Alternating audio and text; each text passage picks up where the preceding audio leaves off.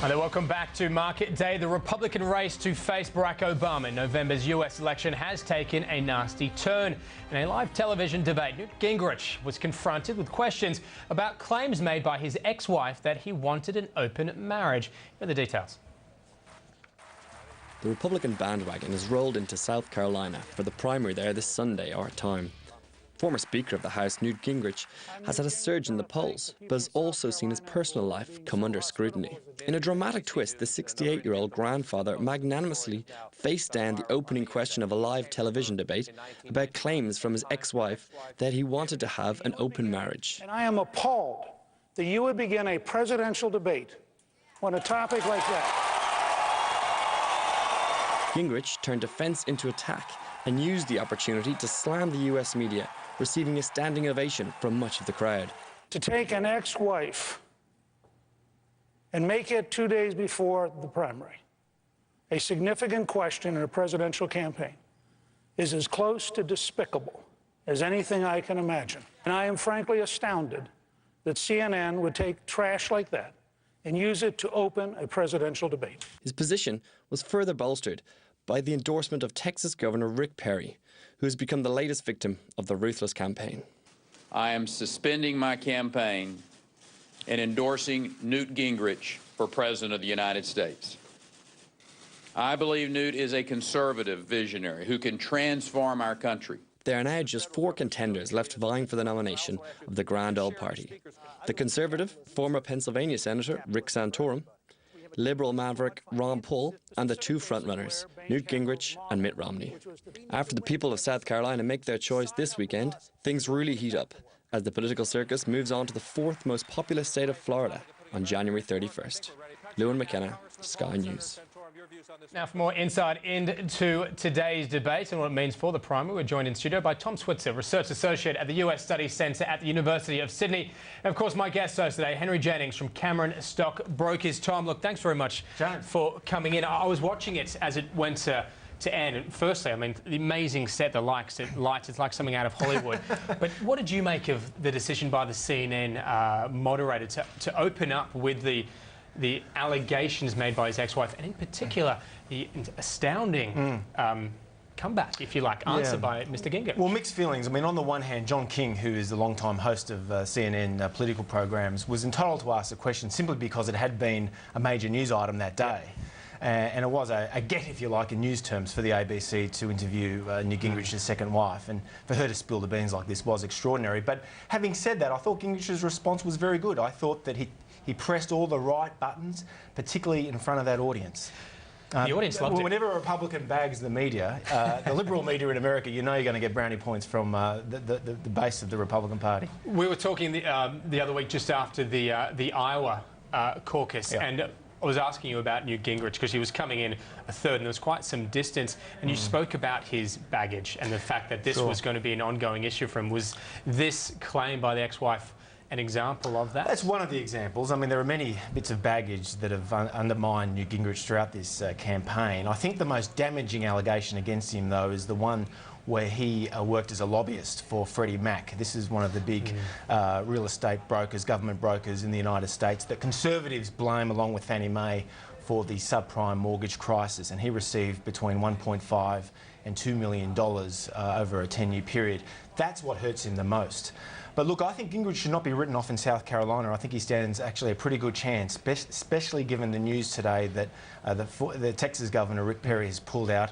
That means that 5–6% of the vote, most of that will probably go to Gingrich. And the polls show it. Only a day or two ago, Mitt Romney had a 10-point lead in South Carolina. Now, according to some polls, Gingrich is leading by a whole percentage point. So it's a significant change that's happened in the last day. I mean, Harold Wilson, the former British Prime Minister, once said, a week is a long time in politics. Well, a day is a long time in American politics these days. It's interesting reading the initial reaction post the debate, and it seemed to be very much that Newt Gingrich had come out on top. Is that something you'd agree with? I do. I think Gingrich, for all his flaws, and he carries a lot of baggage, there's no question about that. He is a brilliant debater. He's a very good public speaker. He's highly intelligent. And moreover, he knows how to press the red-hot button issues for Conservatives. Mitt Romney can't do that, and that's Romney's Achilles heel. How did he go? Not a great day for him. Finds out he lost the Iowa caucus by the smallest of margins, and as you say, Rick Perry throwing what is probably a little bit more support than what he got from Huntsman in terms of bowing definitely, out. Absolutely. No, I think it was a bad day for Romney. In fact, it's probably been a fairly mediocre week for Romney. But look, he's entitled to have a setback. He had a pretty good win in New Hampshire last week. He just, at the time, won Iowa. He's now lost it by 30-odd votes.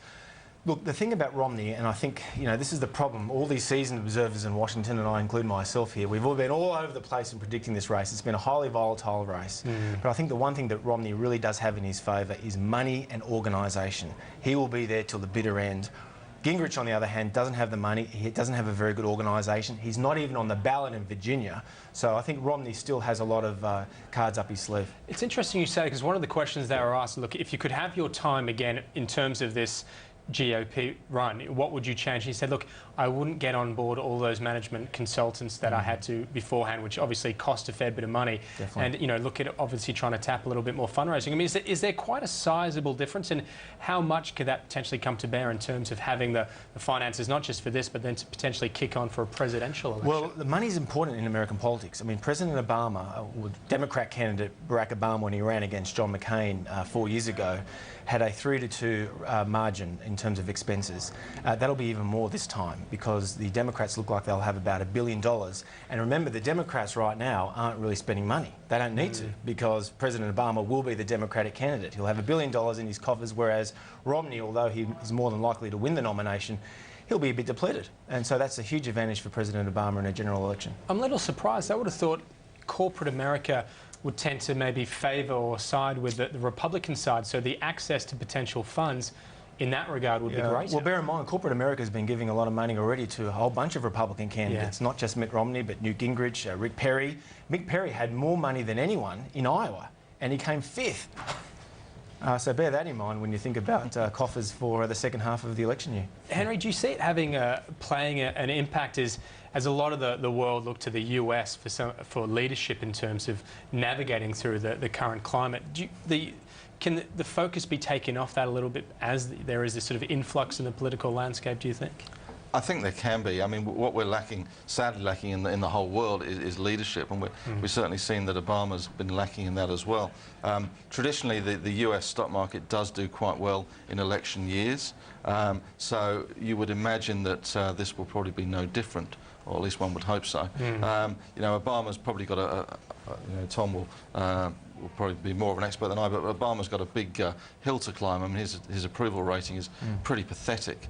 And he has been, I think, to some a major disappointment. He came with such hope during the financial crisis that he was going to fix things, he was going to sort things out. We haven't really seen that, although the unemployment number is going his way, which is really helping him, I guess.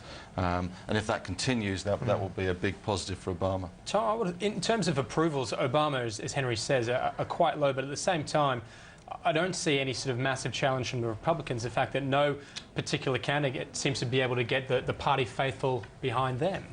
Well, look, a lot can happen in 6 to 9 months' time, and I caution those people in the media who seem to think that Obama is still looking good because the Republicans are so divided.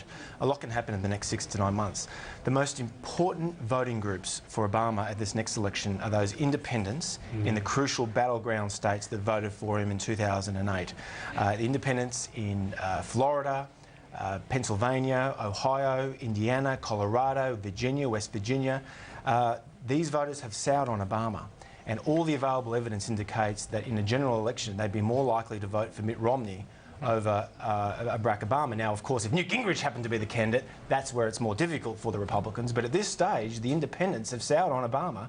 And unless the economy improves dramatically, that will remain the case until November. How much importance do you place on this South Carolina primary? I was noticing the winner of this has gone on to get the nomination since 1980. That's right. Yes, every Republican presidential candidate, Ronald Reagan in 1980, George H.W. Bush in 88, Bob Dole in 96, George W. Bush in 2000, John McCain in 2008, they've all won South Carolina. So symbolically, it's a very important pre-selection, if you like. But look, you know, history records are there to be broken, and I think that although Romney may well lose, I would not write him off. I think he stands a very good chance of winning the nomination, simply because he has all the money and the organisation.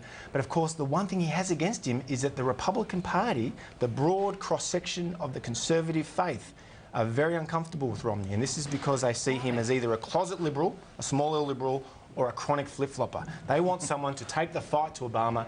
Gingrich is most likely to appeal to them because he's one of them, or he's seen as one of them. I thought it was interesting during the debate, the fact that it must be a coordinated and purposeful strategy, but every time Romney was addressing the crowd or his own, you know, competition, it was very much him talking about how he would beat Obama. He wasn't saying, you know, my focus is on my competitors. That's right. It seemed a very presidential style and a very smart tactic. It is. All the available evidence shows that he's the most electable candidate of all the Republicans against President Obama. You're quite right. But you see, in Republican primaries, like in Democrat primaries, they seem to be, the primary voters seem to be more likely to want ideological red meat, and Romney's not giving it to them. Yeah. Gingrich is. All right, look, guys, we've got to leave it there. Tom, fantastic to have you, and great to talk. Thanks, James.